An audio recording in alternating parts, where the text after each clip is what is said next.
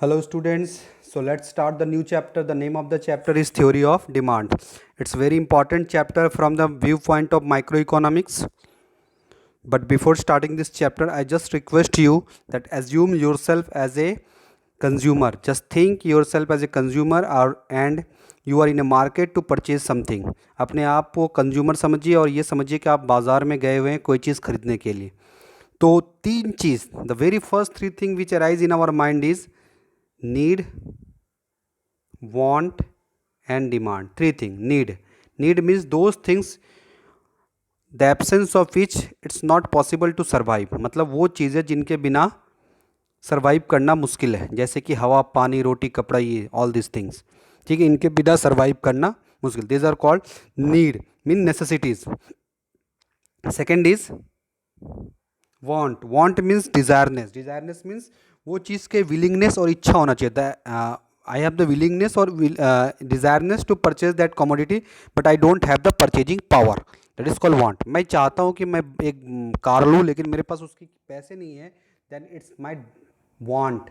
But if I have the willing to purchase a car and I have the purchasing power also, मतलब car का कीमत, car का जो price है वो देने को मैं सक्षम एबल हूँ, then it's become demand. Clear. तो डिमांड में क्या आता है? Willingness along with purchasing power at a given price. तो पहला question, the first question is define demand, how it is different from the quantity demanded. तो demand means desireness, means willingness of the consumer to purchase different possible quantities at a different possible price. मतलब अलग अलग कीमत पर अलग अलग quantity में खरीदने को तैयार हो. फॉर एग्जांपल अगर मैं कीमत बोलूँ, see the schedule, if I say the price is 12, then you will say yes I will purchase 10. If I say the price is 4, then you will say yes I will purchase how much? If the price is 4, then I will purchase 3. Yes or no? Then I will purchase 50. If I say the price is 10, then I will purchase 20. It means that at different possible price, different quantity I am ready to purchase or I am able to purchase, yani I have the purchasing power, then it is called demand. Clear? Now what is then quantity demanded? Quantity demanded किसे कहते हैं? Quantity demanded means purchasing power of a specific quantity eight a specific price. Means एक specific price पर मेरा कितना demand होगा. मतलब अगर मैं सिर्फ 6 रुपये बोलूँ तो मैं कितना खरीदना चाहूँगा? 40. That is called quantity demand, यानी specific price. A particular price would be mention and at that time what is the demand of at that particular price. यानी 6 रुपये पे आपका डिमांड कितना है तो आप बोलोगे sir 40. That is called quantity demanded. लेकिन डिफरेंट प्राइस पे डिफरेंट डिमांड को क्या बोलेंगे? डिमांड. अंडरस्टूड. तो स्पेसिफिक अगर प्राइस बोल दे कि इतने रुपए में आपका डिमांड कितना, तो आप बोलोगे इतना, that is quantity demand. Clear. Come to the next question now. Differentiate between individual demand and market demand. This is very important question. Individual demand and market demand. Individual demand very easy, you have to understand, very simple.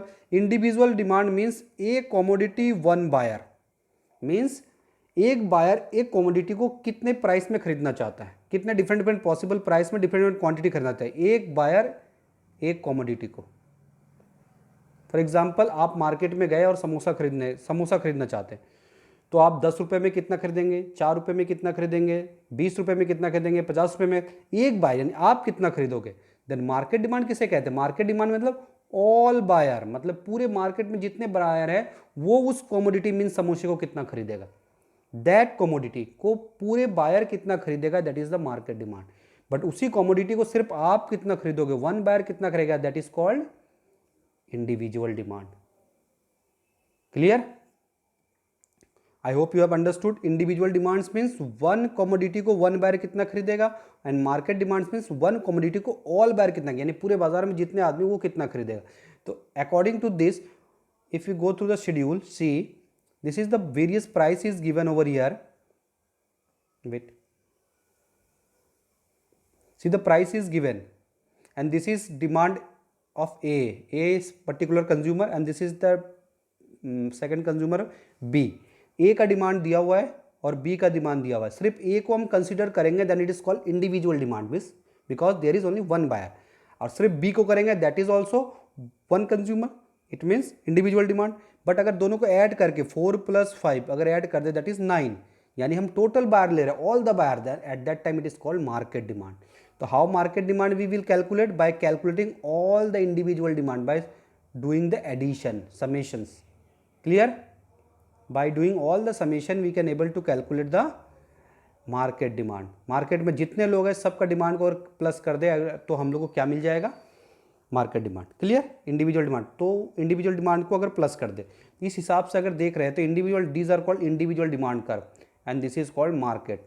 What is the basic difference? देख के आपको क्या difference है? The difference is that individual demands are steeper, individual demands are steeper, जबकि market demand क्या है? Flatter है। Flatter मतलब कम ढलान है, और इंडिविजुअल में ज़्यादा है। तो इसका क्या मतलब है? इसका मीन्स, इट मीन्स जब प्राइस में चेंज होता है, when there is change in price then individual demand change quickly, but market demand it will take time, it will take time to come change in the market demand. इसीलिए market demand में ज़्यादा steeper नहीं होता है compare to individual demand, ये क्या होता है? फ्लैटर होता है। क्लियर? जैसे कि आप समोसे खरीदेंगे, आपको पता चला समोसे का कीमत बढ़ गया, आप तुरंत चेंज बंद कर दोगे खरीदना, बट मार्केट में सभी लोग ये बंद करेंगे, 2 दिन 3 दिन लग जाएगा। तो इसीलिए मार्केट डिमांड क्या होता है? फ्लैटर होता है। Remember this thing.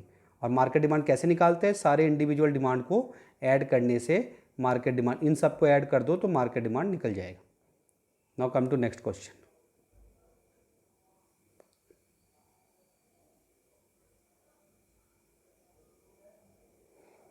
Next question is, what are the different determinants of demand? Different determinants of demand. This is the very important or interesting question, you can say. Determinants, what does it mean? Determinants, determinants mean the factor which either increase or decrease the demand, जिसके वजह से demand increase होता है या decrease होता है, that is called determinants of demand.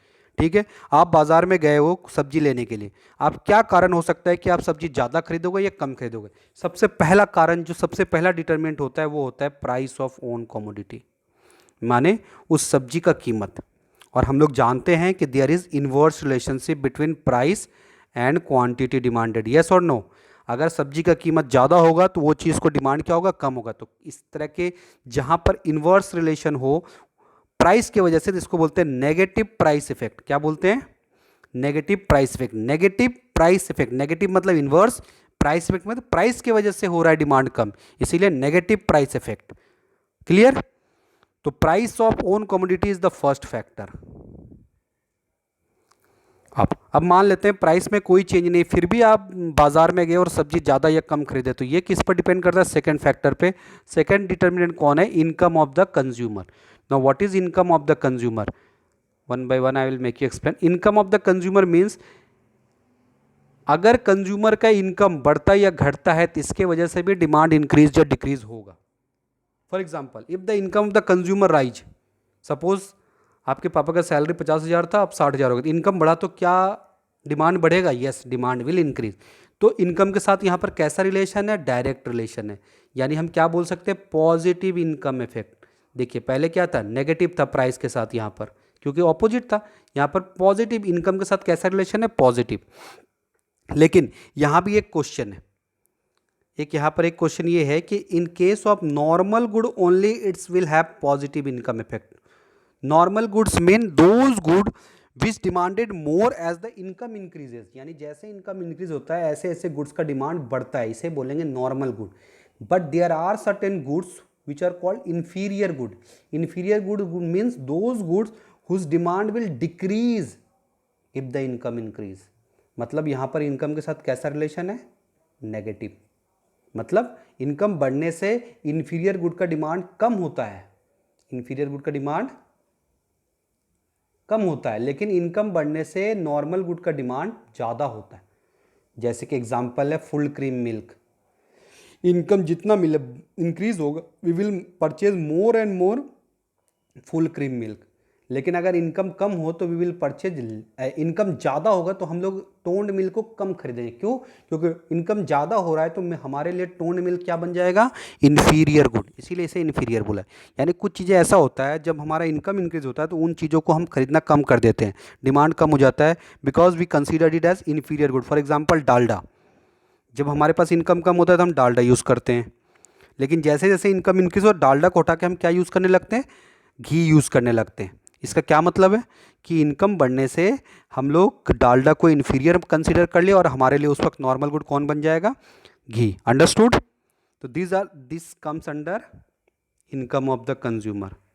Now next factor, अब मान लो प्राइस में भी कोई चेंज नहीं हुआ और इनकम में भी चेंज नहीं हुआ, फिर भी आप डिमांड इंक्रीज या डिक्रीज हो सकता है। That what should be the reason? That is price of related good. Price of related good. Now what is price of related good? Price of related good means उनके price में, price of on commodity में कोई change नहीं, बल्कि उससे related जो good है उसके प्राइस में चेंज होने से भी इफेक्ट पड़ता है। जैसे कि रिलेटेड गुड, पहले ये जानना होगा कि related good are of two type, one is substitute good and another one is complementary good. Substitute good किसे कहते हैं? Substitute good means which can be replaced with one another. Example you can take tea and coffee. Tea के जगह हम क्या use कर सकते हैं? रिप्लेस कर सकते हैं, वी कैन यूज कॉफी। तो this tea and coffee are substitute good. Can you cite one another example? Yes, Pepsi and Coca Cola.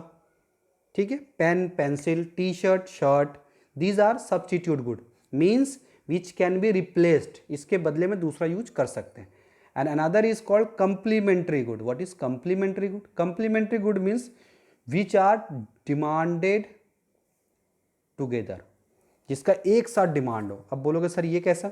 जैसे कार का पेट्रोल, अगर कार लोग ज़्यादा डिमांड करेंगे तो पेट्रोल का भी डिमांड इंक्रीज होगा। Sugar, tea, pen, complementary good क्या होगा? पेपर। जैसे पेन का सब्स्टिट्यूट गुड क्या है? पेंसिल, बट पेन का कंप्लीमेंट्री गुड क्या है? Paper. Understood? Socks, shoes, complementary good. जितना सॉक्स खरीदेंगे शूज भी का डिमांड बढ़ेगा। क्लियर? अंडरस्टूड? तो इन दोनों के वजह से भी डिमांड इंक्रीज या डिक्रीज होता है, इन दोनों के प्राइस की वजह से। अब हम लोग समझते हैं कैसे। Just take an example of substitute good. सीधा, if the price of tea rises then what should be the demand of coffee. हालांकि कॉफी के प्राइस में कुछ नहीं हुआ है, बट अगर चाय के प्राइस इंक्रीज हो तो कॉफी का डिमांड क्या होगा? सोच के देखो, कॉफी का डिमांड इंक्रीज होगा। क्यों? क्योंकि चाय का प्राइस इंक्रीज होने की वजह से चाय लोग कम खरीदेंगे तो पब्लिक कंज्यूमर क्या परचेज करेंगे? उसका सब्स्टिट्यूट गुड, और वो गुड कौन सा है? कॉफी। इससे क्या पता चला कि अगर यहाँ पर कैसा रिलेशन है? डायरेक्ट। मीन्स अगर एक गुड का यानी चाय का प्राइस अगर इंक्रीज होता है तो अदर गुड का डिमांड ऑटोमेटिक क्या हो जाएगा? इंक्रीज हो जाएगा। तो डायरेक्ट रिलेशन है इन केस ऑफ सब्स्टिट्यूट गुड। चाय और कॉफी के बारे में सोचो, चाय का कीमत बढ़ेगा तो कॉफी का डिमांड ऑटोमेटिक इंक्रीज हो जाएगा। सब्स्टिट्यूट गुड में कैसा रिलेशन है? डायरेक्ट रिलेशन है। कंप्लीमेंट्री में आते हैं, अगर पेट्रोल का कीमत बढ़ेगा तो कार का डिमांड क्या होगा? If the price of petrol rises then what should be the demand of the car? Petrol का कीमत बढ़ने से लोग कार कम खरीदेंगे और डीजल वाले कार खरीदेगा। ठीक है, इससे क्या पता चला? कैसा रिलेशन है? इनवर्स रिलेशन है, यानी पेट्रोल का कीमत बढ़ने से कार का डिमांड घट रहा है। तो कंप्लीमेंट्री गुड में कैसा रिलेशन है? इनवर्स। कैसा रिलेशन है? इनवर्स, यानी एक का प्राइस अगर बढ़ रहा है तो दूसरा का डिमांड घट रहा है। और सब्स्टिट्यूट में क्या देखें? एक का प्राइस बढ़ रहा है तो दूसरा का डिमांड बढ़ रहा है। तो सब्स्टिट्यूट में तो डायरेक्ट रिलेशन, और कंप्लीमेंट्री में कैसा है? Inverse relation. क्लियर? तो देखो यहां पर हम प्राइस ऑफ ओन कमोडिटी नहीं लिए, यानी कॉफी का प्राइस नहीं लिए थे, प्राइस किसका लिए थे? चाय का, मतलब प्राइस ऑफ रिलेटेड गुड। यहां पर कार का प्राइस नहीं लिए, प्राइस किसका लिए? पेट्रोल का। डिमांड किसका देख रहे? कार का, तो related good. I hope you have all have understood. Now come to taste and preference. Now what is taste and preference? If the taste is favorable then demand will increase. Yes, taste is one more factor. अगर test अच्छा लगे तो price को हम लोग नहीं देखते, income को भी नहीं, कुछ को नहीं, हम उस चीज़ को ज़्यादा खरीदेंगे। इफ टेस्ट अनफेवरेबल है तो कम खरीदेंगे। That's it. फ्यूचर एक्सपेक्टेशन, अगर हमें लगे कि फ्यूचर में उसका प्राइस बढ़ने वाला है तो अभी उसका डिमांड ऑटोमेटिक इंक्रीज हो जाएगा। For example suppose government has announce that from tomorrow onwards the price of petrol will rise. तो अभी उसका प्राइस में कुछ नहीं हुआ है, कल से होगा, लेकिन अभी पेट्रोल पंप में भीड़ लग जाएगा, डिमांड इनक्रीज। क्यों? क्योंकि उससे फियर है कि कल उसका प्राइस, फ्यूचर में जब प्राइस बढ़ने का डर हो तो करंट डिमांड में चेंज होता है। तो ये भी एक फैक्टर है डिमांड को बढ़ाने या घटाने का। क्लियर? नाउ नेक्स्ट, ये दोनों को ग्रीन में इसलिए लिखा गया, I will make you explain why I put this in green colour. Size of the population, just think, एक पर्टिकुलर जगह में अगर पॉपुलेशन बढ़े तो वहाँ का डिमांड क्या होगा, बढ़ेगा, यानी मार्केट डिमांड क्या हो जाएगा, बढ़ेगा। ऑल द बायर का डिमांड बढ़ेगा, market demand, don't think as individual demand, वहाँ का मार्केट डिमांड क्या होगा, बढ़ जाएगा, ठीक है। और next is composition of the population. Composition मतलब किस तरह के लोग वहाँ पे रहते हैं। मान लो अगर बूढ़े लोग रहते हैं तो वहाँ पर डिमांड किस चीज़ का होगा, छतरी का होगा, चश्मा का होगा, डंडे का होगा, ठीक है, यानी things which are related with old people. और अगर बच्चे वहाँ पे रहते हैं तो खिलौने ज़्यादा बिकेंगे, क्लियर, किताब ज़्यादा बिकेंगे। तो क्या पता चला कि वहाँ पॉपुलेशन में जिस तरह कॉम्पोजिशन होगा उस तरह का डिमांड होगा। और अगर साइज ऑफ द पॉपुलेशन बढ़े तो डिमांड पे इफेक्ट पड़ता है। ये दोनों कंसीडर करते हैं सिर्फ मार्केट डिमांड के लिए, ये इंडिविजुअल के लिए नहीं होता है। इस चीज़ को और अच्छे से समझेंगे हम लोग यहाँ पे। सी, आप मार्केट गए और आप किस वजह से कोई चीज़ खरीदेंगे या नहीं खरीदेंगे, इसके दो कारण मैंने बताए। इसके डिटरमिनेंट्स मैंने बताए। आपका डिमांड किसके ऊपर निर्भर करता है, price of on commodity, YCC means income of the consumer, PR means price of related good, TP means taste and preference, और FA मीन्स फ्यूचर एक्सपेक्टेशन। ये सारे हम लोग we have already studied above, you can see over here, these are all price of on commodity, income of consumer, इसी को short में यहाँ पे लिखा गया है। तो इंडिविजुअल, एक पर्टिकुलर इंडिविजुअल का डिमांड किस पे निर्भर करता है,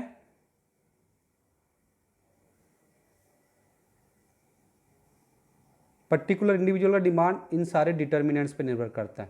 और मार्केट डिमांड किस पे करता है, इन सारे प्लस ये दो एक्स्ट्रा, यानी ये दो इसमें ऐड हो जाएगा। यानी मार्केट डिमांड में क्या आ गया, इंडिविजुअल का सारा, देखिए ये सारा जो है इंडिविजुअल का है।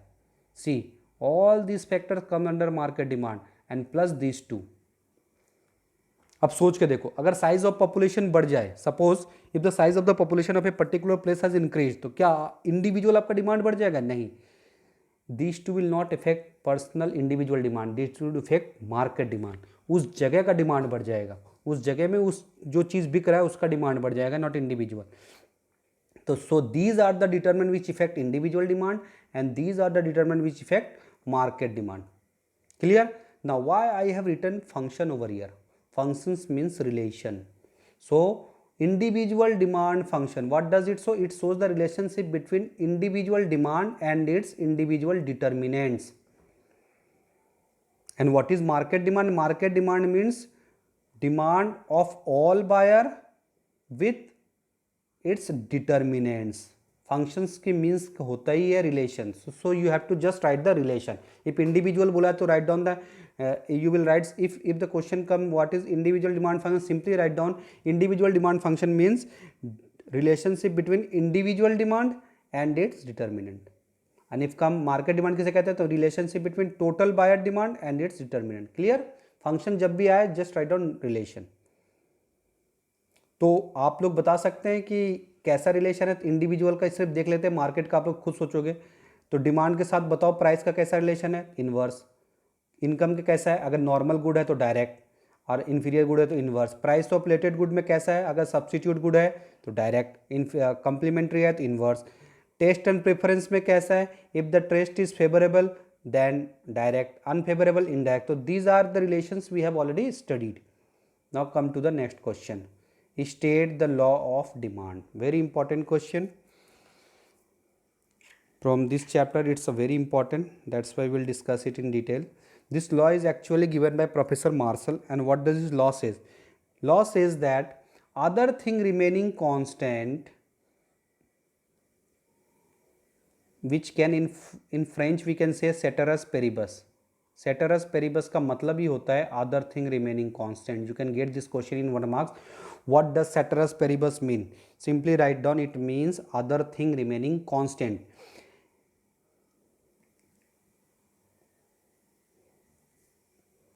If the price of a commodity increase, then quantity demanded of a commodity will decrease.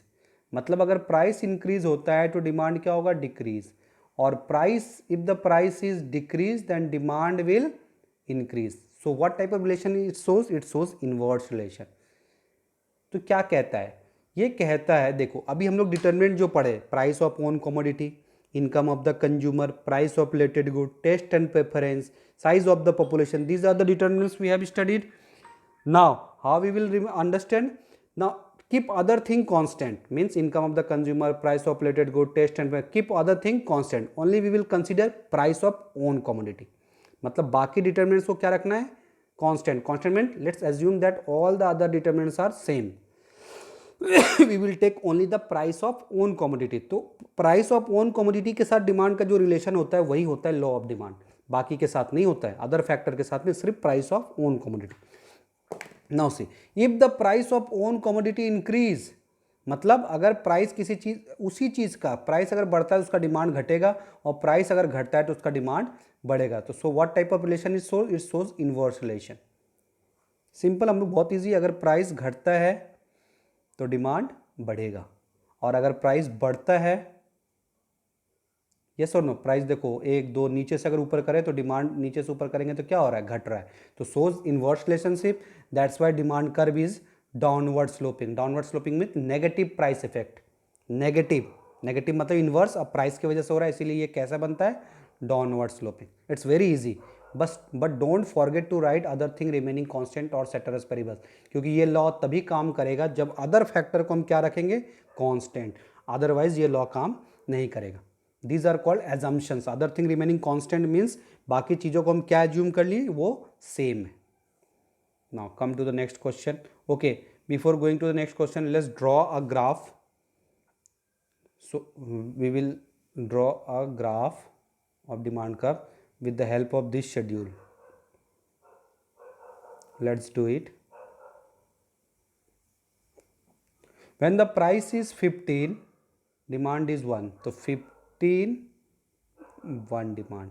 Demand we always take at the y-axis and price in x-axis. You can see demand is here, price is here and demand is here. Okay. So when price is 15, demand is 1. So 15, 1. When price is 12, 2. 12, 2. 9, 3. 9, 3. 6, 5. 6 and quantity is 5. 3, 7. 3 and 7. Now when you draw this curve, see what type of curve you are getting over here. Let's draw it. When we join this point, we can get a downward sloping curve and this curve is known as demand curve. So what we see, अगर इस schedule के मदद से अगर हम कोई graph बना रहे हैं डिमांड कर्व, तो वो कैसा बन रहा है, डाउनवर्ड स्लोपिंग. डाउनवर्ड स्लोपिंग मतलब नेगेटिव प्राइस इफेक्ट.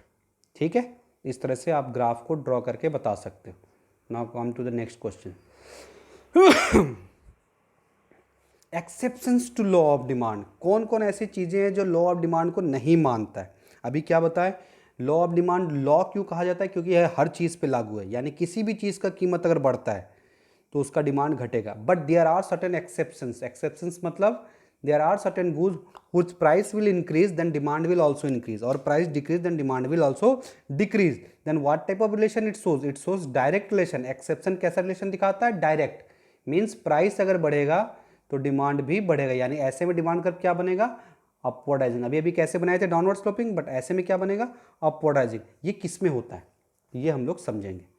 सबसे पहले Giffen good.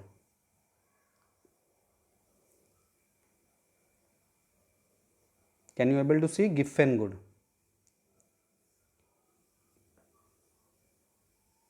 Giffen good, Giffen good means sir Robert Giffen England के थे. He belongs from England. He identified few goods. उसने कुछ गुड्स ऐसे देखा जिनका नेगेटिव इनकम इफेक्ट है. मीन्स अगर लोगों का इनकम बढ़ रहा है तो उस गुड्स को कम खरीद रहे हैं, लेकिन पॉजिटिव प्राइस इफेक्ट है. मीन्स अगर उन्हीं गुड्स का अगर प्राइस इंक्रीज हो रहा है तो लोग ज़्यादा खरीद रहे हैं. Means if the income of the consumer are rising then they are buying that commodity less, but if the price is increasing then they are buying the same commodity more. तो इसी को उन्होंने नाम दिया था गिफेन गुड. ठीक है, तो क्या देख रहे हैं, नेगेटिव इनकम इफेक्ट है, यानी इनकम बढ़ने से वो चीज़ कम खरीद रहा है. अब बताओ ये कैसा चीज़ होता है जहां पर इनकम बढ़ने से कम खरीदते हैं, हम लोग पहले पढ़े हैं. इनकम बढ़ने से जब कम खरीदते हो कौन सा गुड होता है, वो होता है इन्फीरियर गुड। मतलब जहां पर इनकम बढ़ने से कम खरीदे वो गुड्स को हम क्या बोलते हैं, इन्फीरियर गुड। तो Giffen good is also a one type of inferior good, लेकिन इसे इन्फीरियर गुड क्यों नहीं कहते पूरी तरह से, बिकॉज इसमें एक और चीज हो जा रहा है कि ये इनकम बढ़ने से तो कम खरीदते हैं बट इसमें प्राइस बढ़ने से ज्यादा खरीदते हैं, तो ये लॉ ऑफ डिमांड को नहीं मानता है। तो इसमें दो चीज है, इसमें इन्फीरियर गुड का भी क्वालिटी है प्लस ये लॉ ऑफ डिमांड को भी नहीं मान रहा है, इसीलिए इसे नाम दिया गया है इन्फीरियर गुड और ये एक्सेप्शंस में लिखा जाता है। क्लियर। सेकेंड, प्रेस्टिजियस गुड और article of distinction means professor Veblen ने देखा था there are certain goods which are demanded in the market for status symbol, मतलब ऐसे गुड्स जो मार्केट में सिर्फ और सिर्फ डिमांड होता है इस वजह से ताकि लोग उसे पहन के या उसे कंज्यूम करके स्टेटस दिखा सके, जैसे कि gold, diamond, vintage car.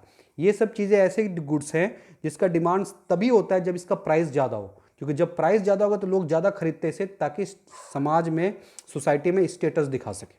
Clear. अब इन सोचो, इन सब का कीमत अगर बहुत कम हो जाए तो कौन खरीदेगा, इससे पेट तो भरता नहीं है, इससे कौन, इससे कोई स्टेटस सिंबल नहीं दिखेगा बिकॉज इसके प्राइस जब कम हो जाएंगे तो इससे कोई स्टेटस नहीं दिखेगा। तो ये तभी खरीदा जाता है जब इस पर पॉजिटिव प्राइस इफेक्ट हो, मतलब प्राइस जब ज़्यादा हो तभी इसका डिमांड ज़्यादा होता है, जैसे कि गोल्ड, डायमंड, विंटेज का। इसका मतलब ये लॉ ऑफ डिमांड को नहीं मान रहा है। Understood, good. Next is speculative good. Now what is speculative good?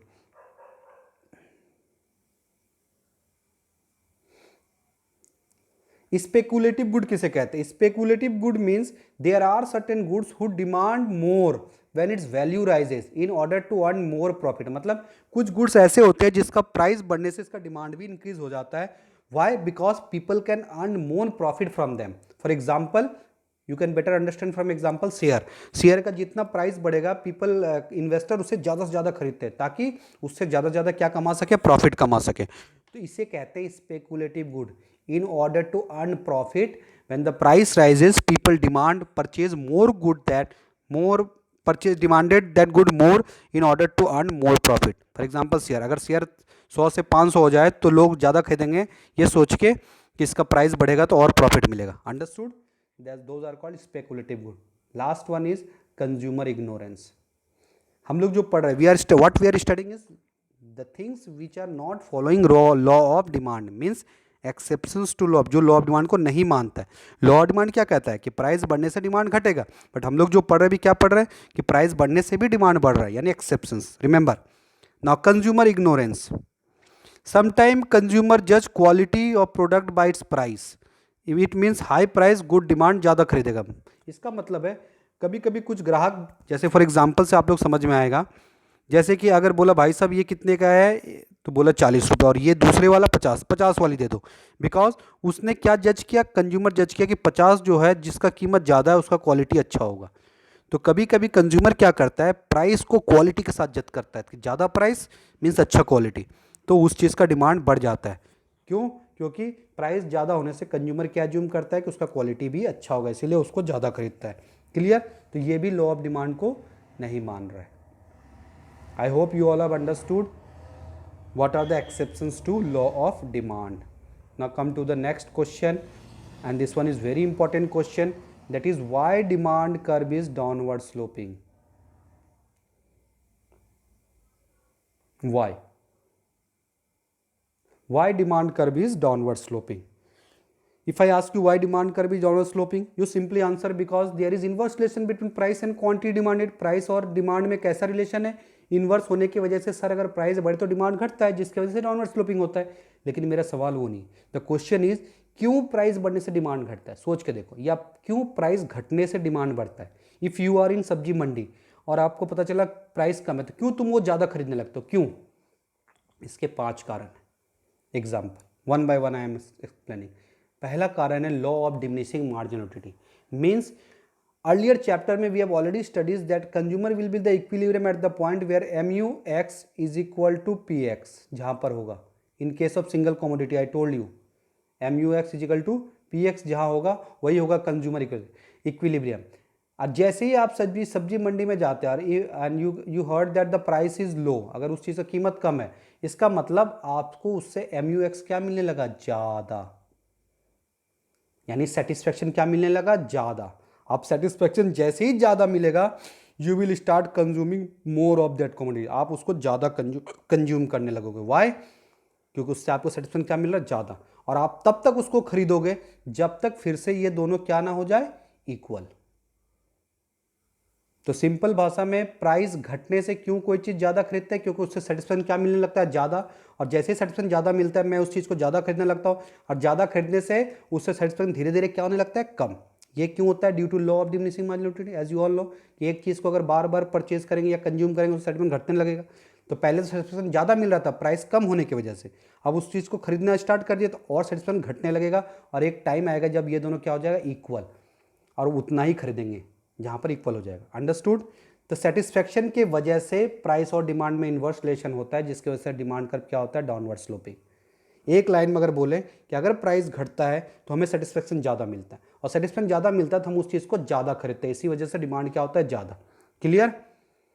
This is the first reason क्यों हम उस चीज़ को ज़्यादा, आप सब्जी मंडी में सब्जी खरीदने गए, आपको पता चला प्याज का कीमत घटा हुआ था, आप क्यों ज़्यादा खरीदें, क्योंकि आपको क्या लग रहा है, उससे आपको सेटिस्फेक्शन ज़्यादा मिलने लगा, इसीलिए आप प्याज ज़्यादा लेने लगो। जैसे ही ज़्यादा लोगे, एक टाइम आएगा आपको लगेगा कि बस इतना, आप सेटिस्फेक्शन घट के वो इक्वल हो गया है, आप उससे ऊपर नहीं जाओगे। क्लियर? ये this is the first reason why demand curve is downward sloping. Second, income effect. Income effect means when the price of a commodity fall, real income of the consumer rises, real income। समझो, suppose you went to a shop and went to a shop to buy a pen, the price of the pen, the cost of the pen is ₹10, और आपके जेब में 10 रुपए है, आप कितना pen खरीद सकते हो, एक।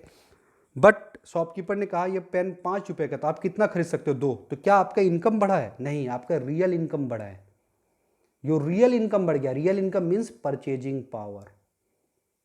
रियल इनकम का मतलब क्या होता है, परचेजिंग पावर, मतलब उसी इनकम में आपको खरीदने का ताकत ज़्यादा हो गया। तो क्या होता है, जब किसी चीज़ का, जैसे आप सब्जी मंडी में गए और किसी चीज़ का कीमत आप पूछे तो आपको कीमत लगा उसका कम, तो आपका रियल इनकम इंक्रीज हो गया। Your real income rises means your purchasing power rises, so you will purchase more. Understood? That's why price कम होने से क्यों हम ज़्यादा खरीदते हैं, क्योंकि मेरा रियल इनकम बढ़ जाता है। तो ये भी एक कारण है डिमांड कर्व का डाउनवर्ड स्लोपिंग होने का। Clear? Now come to next, substitution effect. Now what is substitution effect, इसको ध्यान से समझोगे। When the price of a commodity fall, किसी चीज़ का कीमत जब घटता है, देन इट्स रिलेटिवली चीपर, वो become relatively cheaper as compare to other commodity. आप सब्जी खरीदने गए, आलू और प्याज, जैसे ही आप प्याज लेने गए आपको पता चला कि आलू तो सस्ता हो रहा है, तो आपको प्याज ऑटोमेटिक महंगा लगने लगेगा, हालांकि प्याज के प्राइस में कोई चेंज नहीं हुआ है। अंडरस्टूड? अगर नहीं समझ में आया तो चाय कॉफ़ी से समझिए। अगर चाय का कीमत सस्ता हो जाए तो ऑटोमेटिक आपको कॉफ़ी क्या लगने लगेगा, महंगा, हालांकि कॉफ़ी के प्राइस में कोई चेंज नहीं हुआ। इसी को बोलते हैं सब्स्टिट्यूशन इफेक्ट। ठीक है? तो कोई चीज़ जब हम खरीदने जाते हैं, whenever we went in a market to buy a certain commodity and if we heard that the price of that commodity fall, तो वो ऑटोमेटिक हमें क्या लगने लगता है, सस्ता, और उसके रिलेटिव गुड्स, मतलब उससे जुड़े हुए चीज़ें क्या लगने लगता है, महंगा। ठीक है? इसीलिए चूंकि वो चीज़ सस्ता लगने लगता है, बाकी चीज़ महंगा लगने लगता है, इसीलिए उस चीज़ को हम क्या करते हैं, ज़्यादा खरीदने लगते हैं। जैसे कि चाय खरीदने गए, चाय का कीमत कम लगा तो आपको कॉफ़ी क्या लगने लगा, महंगा, तो आप चाय ज़्यादा खरीद लिए। इसी को कहते हैं सब्स्टिट्यूशन इफेक्ट। सोच के देखना, क्यों हम सब्जी मंडी में जाते हैं और कीमत कम पता चलता है तो उस चीज़ को ज़्यादा खरीदते हैं, क्योंकि बाकी सब चीज़ हमें क्या लगने लगता है, ऑटोमेटिक महंगा। This is called substitution effect. Relatively cheaper या कॉस्टली लगने लगेगा बाकी सब चीज़। Clear? Next is new consumer. Now we are coming to the end part, because for today only we will complete this much only. New consumer means this is for market demand, not for individual. सोच के देखिए, अगर किसी चीज़ का price कम होता है, if the price of a commodity fall, then many new consumer can able to purchase that commodity, yes और नो। अगर किसी की कीमत कम होता है तो बहुत सारे नए ग्राहक उस चीज़ को खरीद पाएगा, यस और नो। तो बहुत सारे ग्राहक न्यू कंज्यूमर ऐड होंगे तो मार्केट डिमांड ऑटोमेटिक क्या हो जाएगा, बढ़ जाएगा। तो सोचो, प्राइस घटने से क्यों मार्केट डिमांड बढ़ा, क्योंकि न्यू कंज्यूमर ऐड हुआ। अब उल्टा, अगर प्राइस फॉल नहीं होके राइज हो जाए तो क्या होंगे, बहुत सारे कंज्यूमर खरीद नहीं पाएगा, तो सारे कंज्यूमर चले जाएंगे, तो अपने आप मार्केट डिमांड क्या हो जाएगा, कम हो जाएगा। तो ये भी एक रीज़न है why there is inverse relationship between price and quantity demand, means why there demand curve is downward sloping. हम लोग क्वेश्चन क्या पढ़े, क्यों डिमांड कर्व डाउनवर्ड स्लोपिंग है, तो रीज़न है प्राइस बढ़ने से डिमांड घटता है, इसी वजह से इनवर्स रिलेशन है। बट क्यों है, ये सारे कारण देख रहे हैं, क्यों प्राइस की वजह से डिमांड बढ़ता है। तो क्या देखिए, अगर प्राइस फॉल हो जाए तो नए कंज्यूमर ऐड होंगे, नए कंज्यूमर ऐड होने से मार्केट डिमांड बढ़ जाता है। Understood? And vice versa, if the price of a commodity rises then many consumer cannot able to afford that commodity, then automatically market demand will fall. Clear? Now come to the last, that is number of uses. This is new consumer, this is number of uses. Now आप मंडी में गए और आपने पता चला कि दूध का कीमत कम हो चुका है, डेयरी फार्म में गए, तो आप दूध क्या करोगे, ज़्यादा पैकेट खरीदोगे। Why? Because it depend on uses, इसका यूजेज हम बढ़ा देंगे। मीन्स अगर किसी चीज़ का कीमत कम होता है तो हम ऑटोमेटिक उसका यूज क्या करने लगते हैं, उसका यूजेस ज़्यादा करते हैं, जिसके वजह से उसका डिमांड बढ़ जाता है। अच्छा दूध सस्ता है, एक काम करो 2 लीटर दे दो, मतलब ज़्यादा ले लिए, सोचे आज मिठाई बना लेंगे, आज आइसक्रीम बना लेंगे, ये कारण है। This is the reason why if the price of a commodity fall then number of uses उसका क्या करते हैं, इंक्रीज कर देते हैं, will increase the number of uses, that's why it's demand will increase. तो ये क्या कारण है, प्राइस बढ़ने से, वाई प्राइस बढ़ने से डिमांड घटा, या फिर प्राइस घटने से डिमांड बढ़ा। तो प्राइस बढ़ने से देखते हैं, प्राइस बढ़ने से क्यों डिमांड घटा, तो तुम बोलोगे सर प्राइस बढ़ने से उसका यूजेस हम क्या किए, मान लो दूध के 5 यूज है, उसके बहुत सारे यूज कम कर दिए, बस एक ही यूज चाय पीने में लगा रहे हैं, सिर्फ चाय पीने में दूध यूज कर रहे हैं, तो अपने आप उसका मार्केट डिमांड क्या हो जाएगा, घट जाएगा। और अगर बोले अगर प्राइस कम हो तो क्या होगा, अगर प्राइस कम हो तो उसका एक जगह 3-4 यूज़ करेंगे, उससे ऑटोमेटिक डिमांड बढ़ जाएगा। तो ये यूजेस जो है ये भी डिमांड कर्व को डाउनवर्ड स्लोपिंग करने में कारण है। Understood? I hope you all have understood. Go through this and write down each and everything in your notebook. Thank you.